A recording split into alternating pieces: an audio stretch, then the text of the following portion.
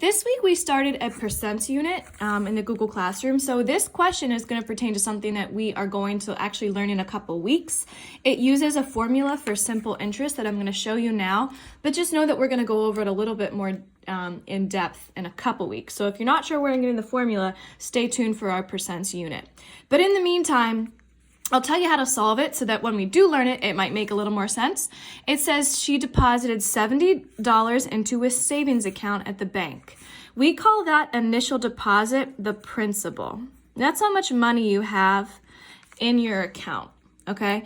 And when you have an account, it earns interest. So a percentage of that principal gets added on to your account, and that's what we call the interest. So another word we could use is the interest rate. So 4.5 interest rate. That's how quickly her principal is going to grow if she keeps that amount in the account. No money is added or removed by Bonnie for 3 years. So that's time.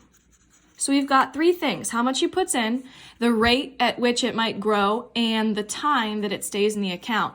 There is an equation or a formula that we can use to calculate interest. And again, this is going to be something that we explore in a couple weeks. But interest equals the principal times the rate times time.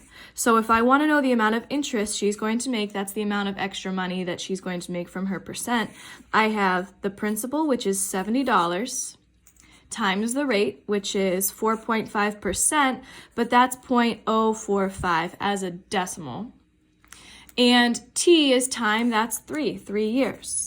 When I multiply all of that out with my calculator, I get 9.45 for the interest. That means $9.45 is going to get added on to her principal amount of $70 if she keeps that amount in the bank for 3 years.